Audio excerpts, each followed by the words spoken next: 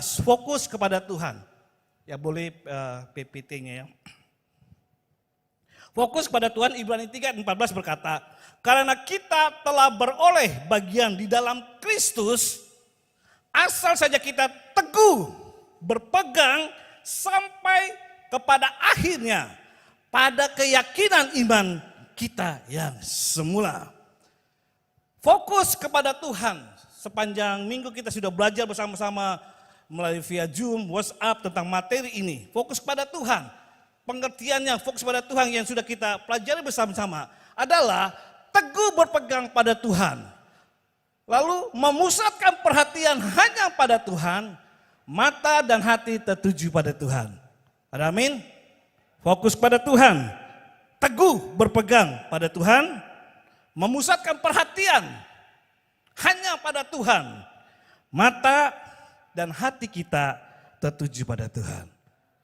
Senggol kiri kanannya, fokus sama Tuhan dong. Amin. Ya. Next, selanjutnya kita belajar bersama. Fokus pada Tuhan.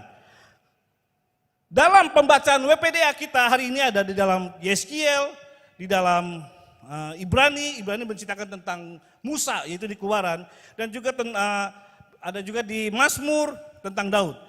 Dalam pembacaan WPDA kita hari ini 2 September, kita diingatkan khusus ada 2 tokoh ya yang kita pelajari bersama-sama yang ada dalam perjanjian lama, yang diberi tugas dan tanggung jawab yang sama oleh Tuhan, yaitu tokoh pertama bernama Musa. Musa disuruh Tuhan untuk memimpin bangsa Israel keluar dari tanah perbudakan Mesir menuju tanah perjanjian. Keluaran 13 ayat 10 sampai 12. Lalu tokoh kedua adalah Yeskiel, disuruh Tuhan untuk menegur dan mengingatkan bangsa Israel yang ada dalam pembuangan agar mereka bertobat dan kembali kepada Tuhan. Yeskiel 2 ayat 3 sampai 8 Bapak Ibu. Nah, sama-sama tugas yang berat karena bangsa Israel adalah bangsa yang keras kepala, tegar tengkuk dan pemberontak. Yeskiel dikatakan diberitahu oleh Tuhan, kasih tahu kepada umatku ini. Dia nggak bilang umat lagi, pemberontak. Kenapa? Sudah diberi kepercayaan Tuhan menikmati tanah-tanah perjanjian. Lupa dengan peristiwa-peristiwa yang dialami Tuhan. Pertolongan Tuhan. Mereka ikuti negara-negara yang ada setangganya. Yaitu menyembah berhala-berhala.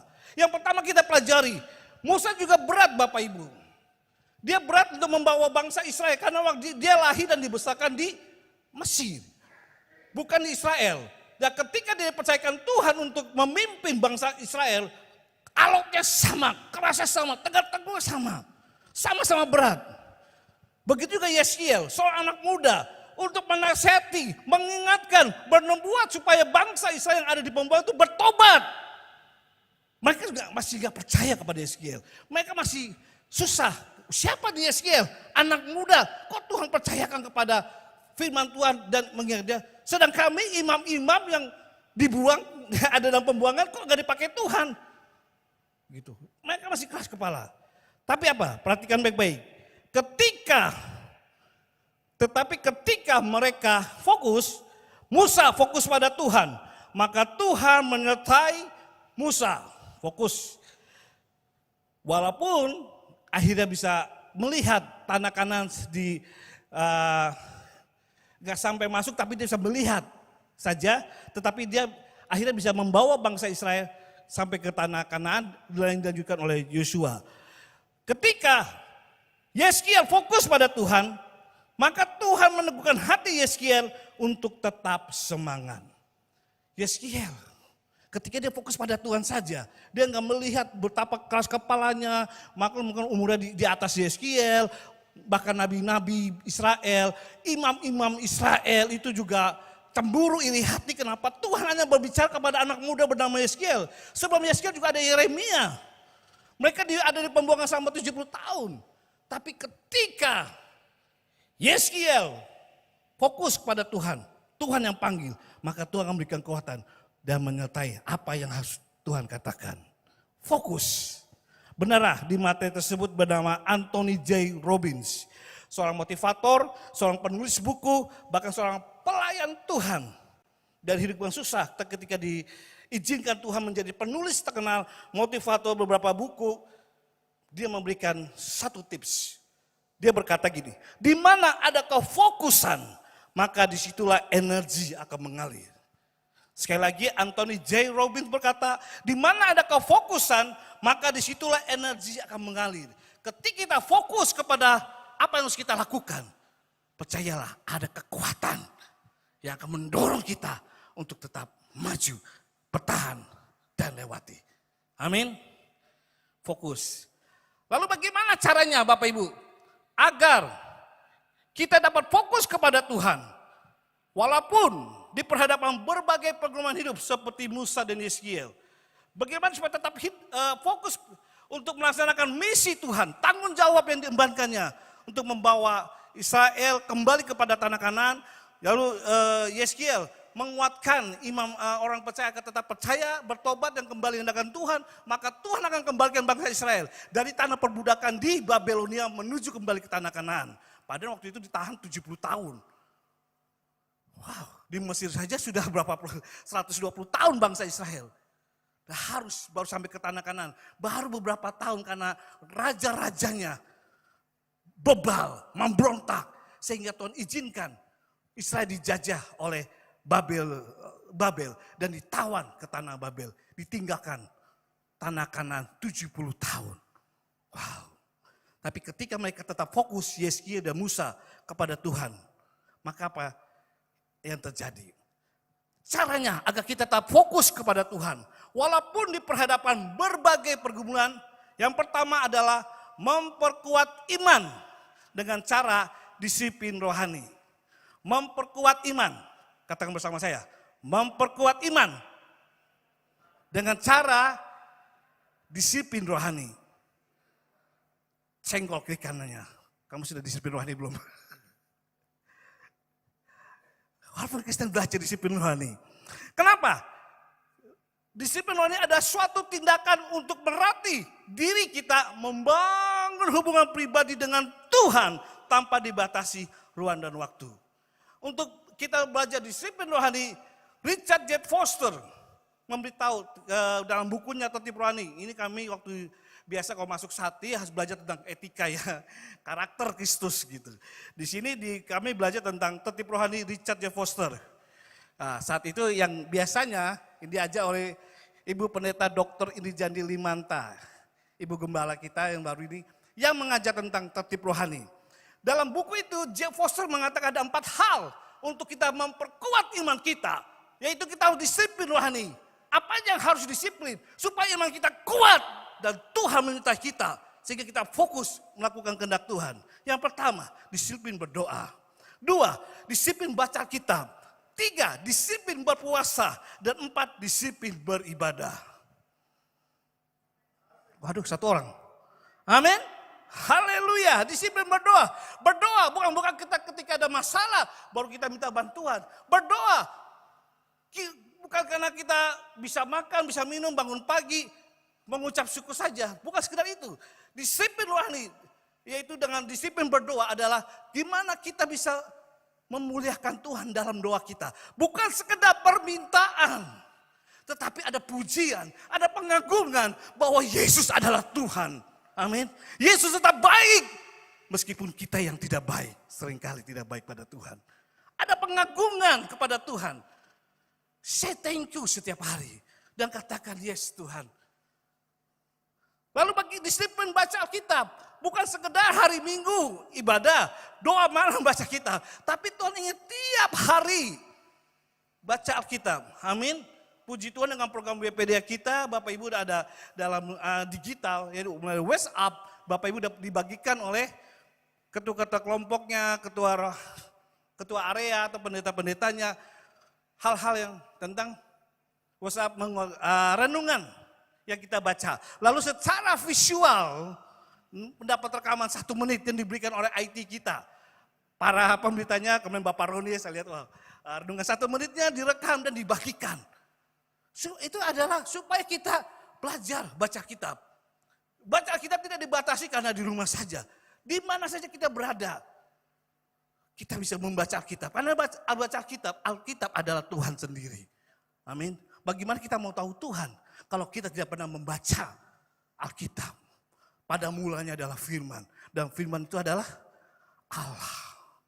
Ketika kita baca kitab melalui manual Alkitab teks atau Alkitab di dalam HP atau bentuk apapun, disitulah kita akan belajar disiplin membaca Alkitab.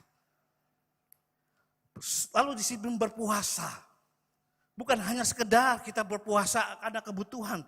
Bukan sekedar berpuasa karena kita menahan lapar. Tetapi ketika kita berpuasa, kita sedang memberikan waktu untuk Tuhan. Baca Alkitab kurang. Disitulah ketika kita berpuasa, ambil 1 jam untuk kita baca kitab.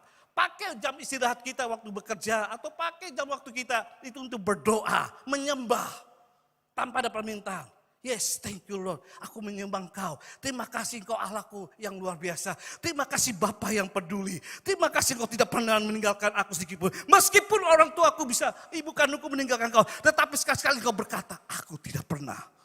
Perbanyak baca kitab. Ketika kita bukannya sekedar menahan hawa dan nafsu. Lapar. Di situ kita sedang mengontrol, belajar disiplin rohani. Berpuasa dan disiplin beribadah. Bukan hanya hari Minggu. Puji Tuhan Bapak Ibu doa malam bisa hadir. Puji Tuhan di dalam host family secara tatap muka atau secara pertemuan virtual. Bapak Ibu tetap hadir. Disitulah kita sedang melatih iman kita. Memperkuat iman kita. Saya percaya. Ketika kita memperkuat iman kita. Jasmani, tubuh jasmani kita boleh kena serangan masalah apapun. Tetapi ketika kita memperkuat rohani. Iman kita tidak akan goyah. Kita tetap semangat dan melihat pertolongan Tuhan. Amin. Memperkuat iman. Katakan bersama, memperkuat iman. Yes. Lalu selanjutnya, kenapa memperkuat iman? Kita belajar itu sama aja dengan disiplin rohani, itu mendekatkan diri kepada Tuhan. Karena apa? Disiplin rohani ini dapat memupuk dan membangun kekuatan iman. Sehingga kita memperoleh kesegaran baru. Karena kekuatan yang kita peroleh dari Tuhan serta menjadi bagi sesama. Jeff Foster mengatakan. Lalu yang kedua, bagaimana supaya kita fokus pada Tuhan? Yang kedua adalah melibatkan Tuhan. Amin. Melibatkan Tuhan. Katakan bersama, melibatkan Tuhan. Yes, dalam semua kegiatan yang dikerjakan, sehingga nama Yesus dipermuliakan, Ibrani 3 ayat 3. Yesus dianggap layak untuk lebih dimuliakan daripada Musa. Karena orang yang membangun rumah lebih terhormat daripada rumah itu sendiri. Amin. Orang yang membangun istana, yang rumah yang terhebat terindah, itu lebih layak orang yang membangunnya, insinyurnya, daripada rumah tersebut. Kalau dia tidak membangun, tidak mendesain gereja, rumah, apapun. Kalau tanpa ada sarjana yang mendesainnya rumah tersebut. Tidak berarti, tidak jadi. Amin. Sama.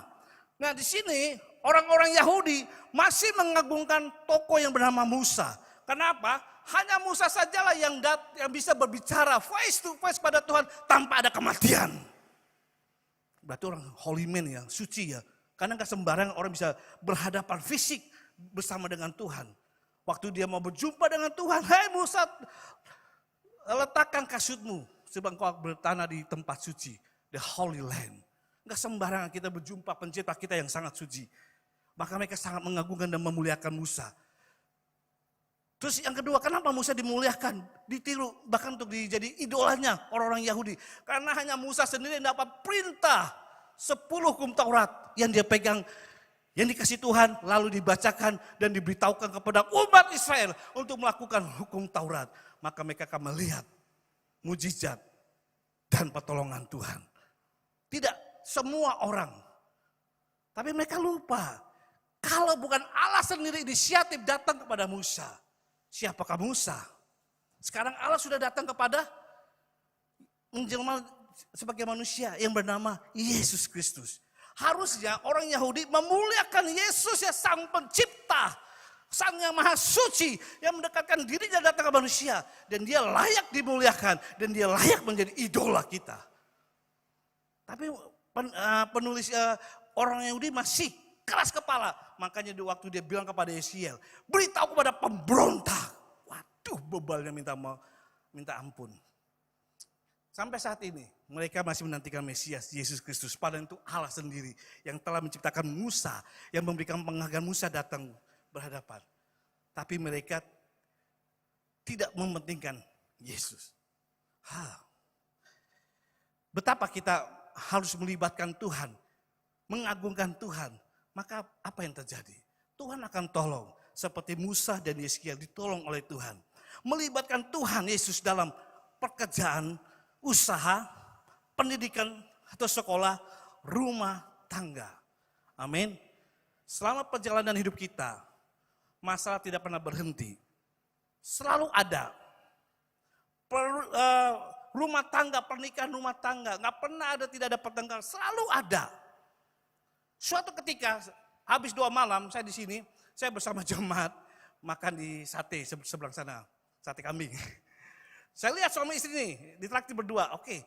Tahu Bapak Ibu, ini umur sudah kepala 6 dan kepala 5, sudah punya cucu. Pak Gosal saya mau ajak makan, terus mau sharing, silahkan. Di mana? Di sana, kami berdua, kami bertiga ya, dia berdua sama istri. Apa yang terjadi? Rupanya suaminya ini cemburu kepada istrinya, karena suaminya sering keluar kota, dia seorang salesman, dia membiayai kebutuhan, dan istrinya sering berkumpul-kumpul memang bersama teman-teman Kristen, sama teman-teman pelayanan. Tapi cemburulah tanpa kalau ditanya di mana kau, pokoknya pelayanan di mana. Jadi ketika ada suaminya di rumah, kadang tidak ada waktu. Disitulah dia ungkapkan kecemburuannya. Lalu sang istri juga marah. Gak boleh begitu, oh jadi kamu ngajak Pak Gosal begini untuk curhat. Kamu tahu untuk membiayai rumah tangga kita, kehidupan, bahkan anak kita bisa kuliah. Aku mencari uang juga demi keluarga ini maju, demi keluarga ini bahagia. Bahkan aku lebih tinggi daripada apa yang kamu dapatkan. Wih kaget saya. Wah udah mulai ribut nih. Bahkan saking keselnya, sang ibu ini waktu minum begini gregetan. Mau siram muka suaminya itu. Di depan saya. Loh, saya setahun dia bilang. Kalau mau ribut jangan di sini, di rumah saja. Saya ingatkan ini namanya krisis perhatian. Namanya rumah tangga terus berjalan tidak akan pernah berhenti. Kalau kita tidak terus saling memperhatikan tanpa melibatkan Tuhan di dalamnya. Ekonomi, saya nasihatin sama istri ini. Kalau kita tidak melibatkan Tuhan, mustahil. Bapak Ibu bisa dengan sehat bekerja dan punya usaha sedemikian rupa. Mustahil punya anak baik-baik, bisa sekolah, bahkan bisa kuliah, bahkan sudah punya cucu lagi. Tidak semua diberi kesempatan orang tua menikmati. Anak menantunya punya anak, yaitu maksudnya dia punya cucu. Tidak semua keluarga itu. Bersyukur saja. Dan terus libatkan Tuhan. Wow, baru pulang doa. Umur sudah mau 60 tahun, suami istri. Rumah tangganya sudah 30-an kalau saya tanya. Enggak jamin kebahagiaan kalau tanpa Yesus selalu dilibatkan. Enggak jamin hanya rutinitas ibadah bersama-sama saja. Tetapi libatkan Yesus untuk doa bersama. Libatkan Yesus untuk saling percaya. Amin. Maka Tuhan akan tolong. Di WPDA kita, di dalam kalau kita melibatkan Tuhan, di dalam WPDA kita hari ini juga, Mazmur 103 ayat 3 sampai 13 mengatakan, seperti seorang bapa mengasihi anak-anaknya, begitulah Tuhan mengasihi orang yang menghormatinya. Amin. Ketika kita melibatkan Tuhan dalam usaha kita, melibatkan Tuhan dalam rumah tangga kita, melibatkan Tuhan dalam sekolah pendidikan kita, Tuhan akan tolong kita. Wendell Hermeti, seorang penulis berkata, Tuhan akan selalu bersama kita dan memberi kekuatan untuk menghadapi kesulitan dalam hidup. Amin. Apapun persoalan yang kita hadapi, ketika kita bersama Tuhan, melibatkan Tuhan, Tuhan akan memberi kekuatan untuk kita menghadapi setiap kesulitan-kesulitan apapun juga. Wendell Matthew berkata demikian. Ya, Bapak Ibu mungkin sudah pernah ya mendengar tentang ini, tentang anak cucu. Ini generasi survei selama 3 abad 300 tahun dari orang Amerika. 2 orang sahabat bernama Jonathan Edward bersama Meg Juice. Orang sahabat, yang satu selalu melibat Jonathan Edward, selalu melibatkan Tuhan dalam keluarga pekerjaan usahanya.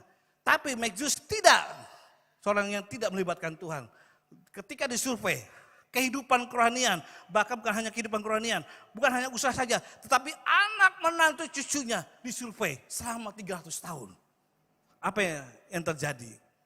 Jonathan Edwards ketika dia melibatkan Tuhan, keturunannya selama 300 tahun adalah 313 rektor, 65 profesor, 3 senator, 30 hakim, 100 pengacara, 60 dokter, 75 perwira angkatan darat dan laut, 100 penginjil dan pendeta, 60 penulis terkenal, 1 wakil presiden Amerika Serikat, 80 pemuka masyarakat, 195 menjadi gubernur dan menteri, 1394 keturunannya menjadi berkat. Wow, ketika melibatkan Tuhan. Sahabatnya yang tidak pernah melibatkan Tuhan, seorang ateis tidak melibatkan Tuhan. Apa yang terjadi? 310 sebagai gembel keturunannya. 150 sebagai penjahat keturunannya. 7 sebagai pembunuh keturunannya. 100 sebagai pemabuk dan pelacur keturunan dari Magjus. 540 sebagai koruptor yang merugikan negara Amerika 250 US dollar. Wow. Bapak Ibu melihat perbedaan, ini adalah real. Survei selama 300 tahun. Ada perbedaan. Ketika kita fokus pada Tuhan dalam menjalani hidup, sama-sama berat menjalani kehidupan ini. Tapi ketika kita fokus melibatkan Tuhan, fokus upgrade diri kerohanian kita, maka kita melihat bukan hanya kita saja yang diberkati, anak cucu kita diberkati Tuhan. Amin. Ketika Bapak Ibu setia beribadah, melayani Tuhan, mengupgradekan diri kerohaniannya setiap hari, bukan hanya Bapak Ibu yang diberkati, anak cucu kita akan diberkati Tuhan juga. Jadi tidak sia-sia kita berdoa, tidak sia-sia kita melayani Tuhan, tidak sia-sia kita memuliakan Tuhan. Efeknya bukan hanya diri kita saja yang merasakan berkat Tuhan, anak cucu kita diberkati Tuhan. Amin. Saya akhiri dengan sebuah kesaksian Bapak Ibu. Tahun 99 saya waktu itu ada berada di Medan, pelayanan di Medan. Ada seorang diaken, waktu kami mau adakan retreat acara gereja di Danau Toba. Diaken ini, ya kalau di sini sebutnya majelis gereja, diaken ini ketua panitia, orang Batak, si Tompul marganya. Dia ngajak saya bersama teman, yuk kita survei Pak Gosal, mari Pak kita survei. Dalam perjalanan, di mobil 4 jam dulu belum ada tol. Menuju ke Danau Toba, untuk kita survei rumah retreat. Dan di kapal penyeberangan, dia bercerita pada saya. Ya saya juga tanya, bagaimana Pak kehidupan Bapak perjalanan menjadi seorang yang melayani Tuhan, yang di gereja sebagai diaken. Dan juga dia seorang worship leader. Puji Tuhan, Pak Gosal tahu, saat ini saya tetap semangat melayani Tuhan, dipercayakan gereja menjadi ketua panitia, siap. Saya berkorban dengan keuangan yang ada pada saya untuk survei dan lain-lain, bahkan kita nginep di situ. Tapi Bapak tahu kondisi saya saat ini. Apa tuh Pak? Saya sedang bergumul, tapi saya tetap fokus pada Tuhan di tengah-tengah pergumulan. Apa saja Pak pergumulannya? Yang pertama, istri saya sakit ovarium kewanitaan. Dan itu harus dicabut rahimnya, karena ada tumor di dalamnya. Kalau mau sembuh total. Saya berpikir, kalau istri saya harus dioperasi, cabut, tentu kebanggaan seorang pria nggak punya keturunan. Resikonya bagaimana? Saya bilang, jalankan saja, yang penting terbaik istri saya, buat istri saya. Operasi. Pergumulan pertama ya, sakit istrinya. Yang kedua, pergumulan dihadapi adalah, dia akhirnya kan tidak punya anak. Dan yang kedua adalah ketiga pekerjaannya. Akibat operasi tidak punya anak. Dan ketiga pekerjaannya kena PHK. Dulu Pak Gosal saya bekerja bagus di sebuah bank ini. Tapi karena saya ditawari oleh sebuah bank untuk menjadi posisi yang bagus. Dikasih fasilitas rumah besar dan dikasih mobil. Saya ikut terpengaruh. Ya, nama untuk mengupgrade harga diri, kemampuan saya dalam perbankan. Padahal dia seorang sarjana hukum, hanya bagian leader. Tapi dia luar biasa pakai Tuhan. Tapi terpengaruh. Akhirnya tahun tersebut, tahun 98 Ibu tahu banyak bank-bank bangkrut, likuidasi, kena. Dia sudah pindah dari bank lama ke bank yang baru belum nyampe setahun. Kena likuidasi banknya, terpaksa dia harus nganggur. Wow, pergumulan yang sangat berat. Dia harus keluar rumah yang dia punya harus dijual untuk biaya operasi. Dia nganggur dan dia pasti tidak punya anak. Tapi saya lihat kok Bapak tetap semangat sekali, sukacita. Itulah Walaupun di tengah-tengah pengumuman, saya tetap fokus kepada Tuhan. Saya tetap mau melibatkan Tuhan. Bukan hanya dalam keadaan senang, dalam keadaan susah pun saya tetap mau melibatkan Tuhan. Melayani Tuhan. Setia beribadah. Bahkan untuk baca Alkitab. Puji Tuhan, dengan saya nganggur Pak Gosa kena PHK ini, saya banyak baca Alkitab. Saya banyak berdoa. Dulu waktu saya aktif melayani Song Leader, mungkin doa saya kurang karena kesibukan pekerjaan. Baca Alkitab saya kurang. Berpuasa nggak pernah. Tapi dengan diizinkan Tuhan, saya menghadapi pergumulan yang berat bagi seorang pria, kepala rumah tangga, sakit penyakit, keuangan, dan tidak ada pekerjaan. Tapi ketika saya fokus pada Tuhan, waktu dikatakan, Pak jadi ketua panitia, siap. Walaupun risikonya saya sedang bergumul. Tapi apa yang terjadi Bapak Ibu? Ketika dia melakukan fokus pada Tuhan, besok seminggu setelah kita selesai retreat, tiba-tiba dia dipanggil dari bank yang pernah dia tinggalkan. Wow, biasanya orang yang sudah keluar, pergi, nggak mungkin dong perusahaan lama memanggil kembali lagi kan. Tapi mujizat terjadi. Dia dipanggil lagi, Pak, saya dengar kamu sudah berapa bulan ini nganggur ya? Iya Pak, sudah daripada nganggur kamu sini lagi. Tapi jabatanmu berkurang. Tidak seperti dulu, nggak masalah. Puji Tuhan. Ketika dia fokus pada Tuhan dan tetap melayani Tuhan. Mengandalkan Tuhan, ditarik kembali.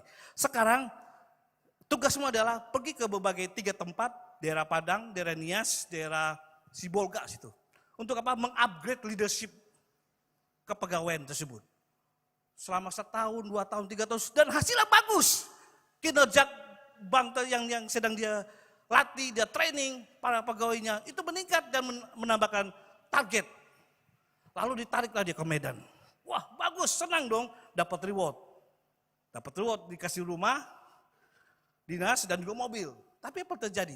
Temannya yang sudah tinggi kedudukannya, jadi sama dengan dia, cemburu iri hati. Dia lapor ke Jakarta bahwa orang ini pokoknya difitnah lah. Gitu. Dan apa terjadi? Selama 3 bulan, bapak ini non-job. Punya kedudukan, punya jabatan, tapi nggak ada yang bisa dia lakukan. Dia hanya merenung.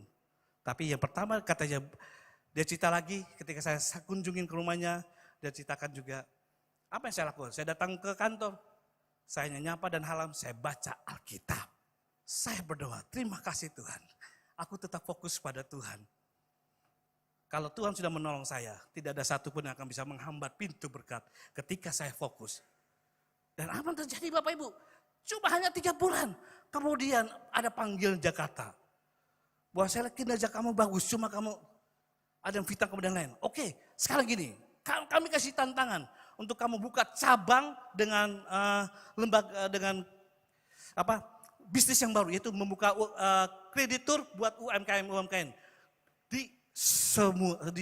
di Pulau Sumatera ini. Wow, luar biasa, otomatis dengan dipercayakan ini pekerjaan yang baru, dengan usaha yang baru, bidang yang baru, naik lagi. Dan apa yang terjadi? Orang yang fitnah dia sekarang malah dipecat. Dan dia sekarang makin diproduksi pada Tuhan. Dia satu kata gini, ketika kita tetap tidak lepas dari Tuhan, ketika kita fokus pada Tuhan, apa yang bisa dunia lakukan? Mungkin hanya bisa melakukan kekejaman sementara. Tapi ketika fokus pada Tuhan, apa yang kita miliki bisa hilang, tapi Tuhan bisa kembalikan. Yang pertama, istrinya bisa sembuh sampai saat ini. Yang kedua, tidak punya anak. Tiba-tiba Tuhan kasih anak 2 lagi nggak tanggung-tanggung. Yang pertama baru setahun kemudian kasihnya mujizat. Memang anak angkat. Tiba-tiba ada seorang anak taruh di depan rumahnya. Dia cari, ditanya RT RW, tidak ada. Ya sudah, tidak ada. Kebetulan dia punya anak, mungkin ini anak yang Tuhan kasih. Seorang wanita, masih bayi, manggil. Puji Tuhan. Enggak lama kemudian, setahun kemudian. Ada lagi orang buang anak, bukan anak ya, yang enggak bertanggung jawab. Taruh di depan rumahnya, di pintu pagi-pagi buka, ada seorang bayi menangis, laki-laki. Sampai saat ini anaknya sehat. Wow. Dulu Bapak pikir kalau sebagai seorang pria, seorang yang ini gagal ya, kenapa enggak punya keturunan. Tapi ketika kita fokus pada Tuhan, apa yang dianggap tidak mungkin bagi dunia, Tuhan bisa kembalikan, Tuhan bisa pulihkan. Asalkan saja fokus kepada Tuhan, bukan pada masa kita hadapi. Allah yang kita sembah, Allah yang hidup. Manusia bisa bersandiwara, tapi Tuhan tidak. Mata Tuhan melihat 24 jam. Telinganya 24 jam untuk mendengar. Ketika kita berseru Tuhan, asal kita tetap fokus pada Tuhan. Bahkan yang tidak kita minta dan tidak kita pikirkan, Tuhan akan tolong. Tuhan akan sediakan. Haleluya. Mari kita berdoa. Terima kasih Tuhan. Yesus, hanya Kau yang kuandalkan. Melebihi siapapun juga. Yesus, hanya Kau yang kupercaya.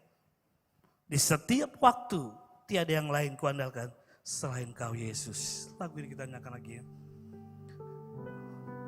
Terima kasih Tuhan.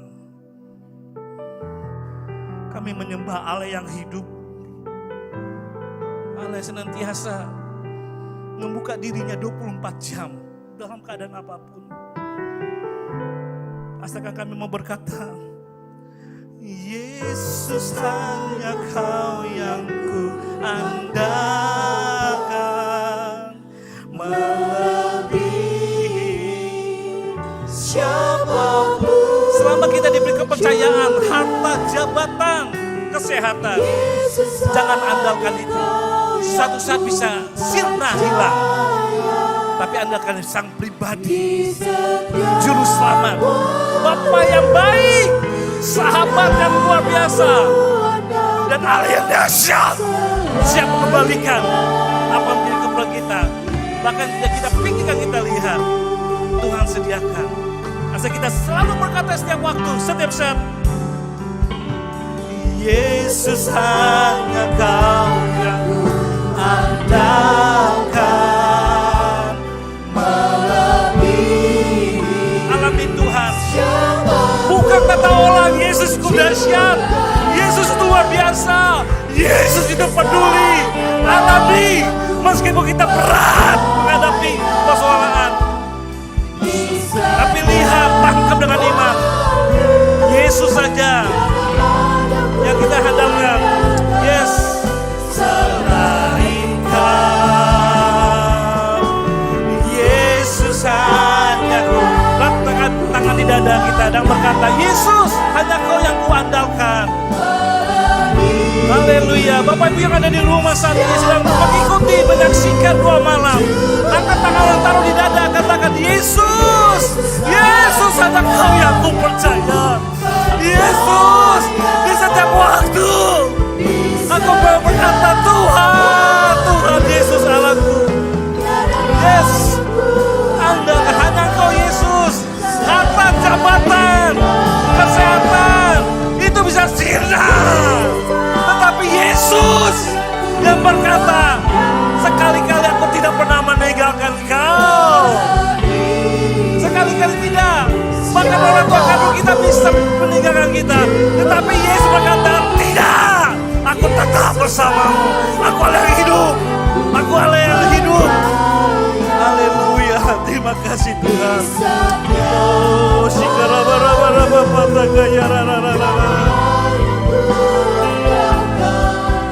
selain Kau, Yesus. Angkat iman kita pada malam ini. Jangan lihat ke kiri kanan. Utarakan apa menjadi pergumulan beban kita malam ini. Sakit penyakitkah yang sedang kau alami? Usahakah yang sedang bangkrut? Atau keluargakah yang sedang alami tidak ada keharmonisan antara suami dan istri, atau orang tua dan anak, atau ada perceraian? Katakan, Tuhan, selamatkan aku. Selamatkan keluargaku, selamatkan usaha pekerjaanku. Aku percaya Tuhan itu yang tidak pernah meninggalkanku. Tuhan yang sama, Allah yang menyediakan menolong. Bapa dalam surga, aku berdoa buat setiap mereka yang mengangkat tangannya, menaruh di dada dan berkata, Tuhan tolong saya. Apapun menjadi pergumulan sidang jemaat-Mu Ebenezer malam hari ini, dalam nama Yesus, katakan, jadilah sesuai imanku. Allahku dahsyat, Allahku luar biasa, Allahku baik. Asal aku fokus kepada Tuhan, tetap melibatkan Tuhan, baik dalam keadaan senang maupun dalam keadaan susah. Shikaraba papataka ya ramasi. Juga yang di rumahku berdoa, Tuhan kuatkan setiap iman kami. Biar kami mengalami Tuhan, bukan kata orang, tapi pribadi kami mengalami Yesus itu Allah yang hidup. Yesus itu Allah yang baik. Yesus itu Allah yang luar biasa. Dalam nama Yesus, jadilah sesuai iman kita masing-masing untuk berkata, Tuhanku hebat, Tuhanku dahsyat, Tuhanku baik. Terima kasih Tuhan, terima kasih. Dalam nama Yesus, dalam nama Yesus, kami berdoa bila ada jemaat gereja Sidang Jemaat Allah yang sedang sakit pada malam hari ini, kami berdoa, kami satukan iman, kami satukan kasih di dalam nama Tuhan Yesus Kristus. Yang sakit kami berdoa, kami percaya sembuh sesuai dengan iman kami yang berkata, Tuhan kami luar biasa, hidup dan dahsyat dan berkuasa. Dan kami berdoa buat setiap sidang jemaat Tuhan yang sedang bergumul dalam rumah tangganya, dalam keluarganya. Apakah ada hubungan yang retak antara suami dan istri, orang tua dan anak mertua dengan menantu. Kami berdoa pulihkan setiap keluarga-keluarga Sidang Jemaat Allah Ebenezer dalam nama Yesus. Agar setiap keluarga-keluarga Sidang Jemaat Allah Ebenezer, keluarga yang menjadi kesaksian, keluarga yang harmonis, keluarga yang memuliakan Tuhan. Dalam nama Yesus, dalam nama Yesus. Kami juga berdoa buat seluruh sidang jemaat Tuhan yang sedang bergumul belum dapat pekerjaan atau usaha karena akibat pandemi ini. Kami berdoa ketika kami fokus, sidang jemaat Tuhan fokus kepada Tuhan, maka kami percaya Tuhan akan menyediakan, Tuhan akan memberkati dalam nama Yesus. Bahkan mereka yang belum mendapat pasangan hidup, kami berdoa Tuhan akan memberkati, Tuhan akan menolong dalam nama Tuhan Yesus. Karena kami tahu Yesus saja yang kami andalkan.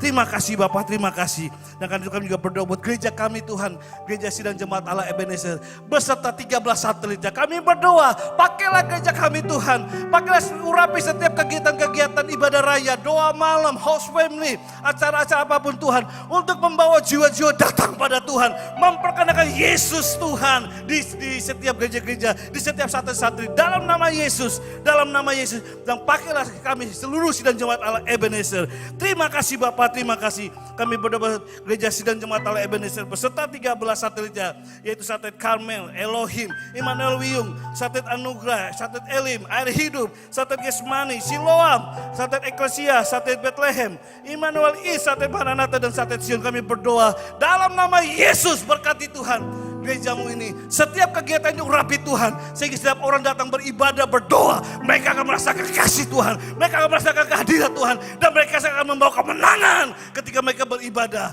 dan menjadi kesaksian. Terima kasih Bapak, terima kasih. Kami juga berdoa Tuhan untuk pemimpin rohani kami yang ada di gereja Sidang Jemaat Allah Ebenezer. Gembala sidang kami Tuhan, Bapak Triyogo Satemoko yang akan dilantik pada minggu ini jam 5 sore. Kami berdoa kiranya Tuhan memberkati acara pelantikan ini dan memberkati beliau untuk memimpin, membawa kami maju di dalam Tuhan dan membawa kesaksian bagi Tuhan. Berkati istrinya, berkati putri-putrinya Tuhan. Kami percaya dalam nama Yesus.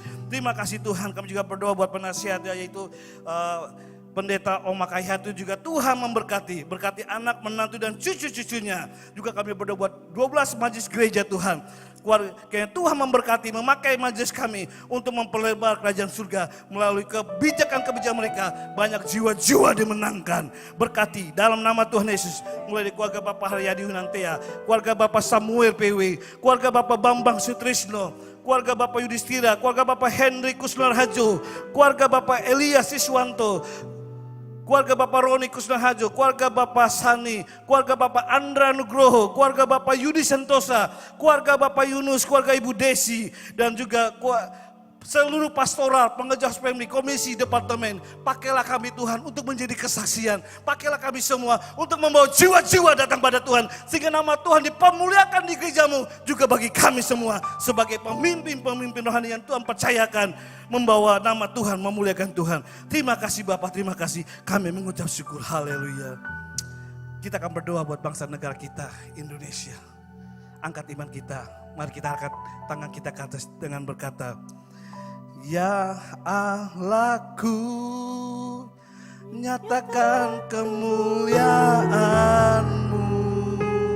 Ya Allahku, nyatakan curahan kuasa-Mu di tanah tercinta, negeriku Indonesia. Aku berdoa Tuhan, ku berdoa Indonesia penuh kemuliaan. Indonesia diberkati. Indonesia dapat pertobatan massal. Indonesia dimuliakan. Dari Sabang sampai Merauke. Mari kita nyanyikan dengan katakan ya Allah. Yes. Itulah kerinduan kami sebagai rakyat Indonesia. Biarlah curahan kuasa Tuhan, kuasa pertobatan, keselamatan terjadi, kesembuhan terjadi, pemulihan ekonomi terjadi dalam nama Yesus. Yes. Ku berdoain ya dalam nama Yesus. Bagi kemuliaan-Mu Indonesia, bagi kemuliaan. Terima kasih Bapa dalam surga, kami berdoa berbangsa kami negara Indonesia. Kami bersyukur kami ada dan hadir dan tinggal, bekerja, berkarya, bahkan beribadah dan menjadi kesaksian di negara kami Indonesia. Karena itu kami berdoa kita mengkuduskan, sucikan Indonesia. Dalam nama Yesus dijauhkan dari mara bahaya, di dalam bencana sakit penyakit, di dalam bencana-bencana gempa bumi, bahkan kejahatan-kejahatan terorisme, liberalisme. Kami berdoa dalam nama Yesus. Pulihkan bangsa kami. Dalam nama Yesus disucikan, dikuduskan bangsa kami. Hujan pertobatan keselamatan mulai terjadi. Setiap daerah-daerah dari Sabang sampai Merauke. Mereka akan melihat kuasa Tuhan terjadi. Baik yang ada di Pulau Sumatera, di Banten, Pulau Jawa. Yang di Jakarta, Yogyakarta, Nusa Tenggara Timur dan Nusa Tenggara Barat. Yang ada di Pulau Bali. Yang ada di Provinsi Kalimantan. Yang ada di Sulawesi, yang ada di Maluku. Dan Kepulauan Papua. Kami berdoa dalam nama Yesus disucikan, dikuduskan dan dipulihkan sehingga nama Tuhan dipermuliakan di negara kami Indonesia dan khususnya di kota Surabaya. Kami tinggal, kami bekerja, kami melayani Tuhan, kami bisa bebas beribadah, kami ucap syukur. Berkati kota Surabaya ini, berkati para pemimpinnya, wali kotanya Tuhan dalam nama Yesus, dan buat presiden kami Bapak Presiden Joko Widodo bersama wakil. Dan juga para menteri-menterinya, berkati, urapi mereka. Sehingga setiap kebijakan yang mereka ambil, Indonesia boleh dimuliakan. Setiap kebijakan yang mereka ambil, ada keadilan, ada kesejahteraan, ada pemulihan. Nama Tuhan dipermuliakan. Kepala-kepala daerah, gubernur, wali kota, bupati, camat, lurah, RW dan LT. Tuhan jamah, Tuhan sucikan, Tuhan kuduskan. Kebijakan mereka, nama Tuhan dipermuliakan. Dalam nama Yesus, inilah doa kami Tuhan untuk bangsa Indonesia. Kami ucap syukur. Haleluya. Mari kita bangkit diri. Kita akan pulang ke rumah kita masing-masing. Dengan berkata, aku punya Tuhan yang besar. Yang telah berjanji dan sanggup menggenapi. Terima kasih Tuhan. Kami akan pulang dari rumah Tuhan ke rumah kami masing-masing. Dengan berkata, aku punya Tuhan yang besar. Yang telah berjanji sanggup menggenapi. Imanku bergetar percaya kuasa-Nya. Yes, terimalah sekarang kemenangan, janji-janji Tuhan. Datang dengan iman, jalani dengan iman. Aku punya Tuhan yang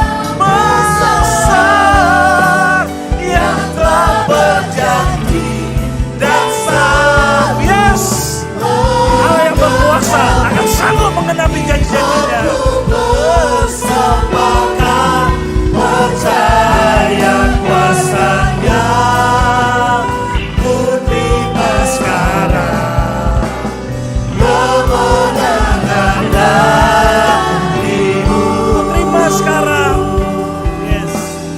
Ku terima sekarang kemenangan darimu. Mengatakan ku terima sekarang. Ku terima sekarang. Amin. Yes.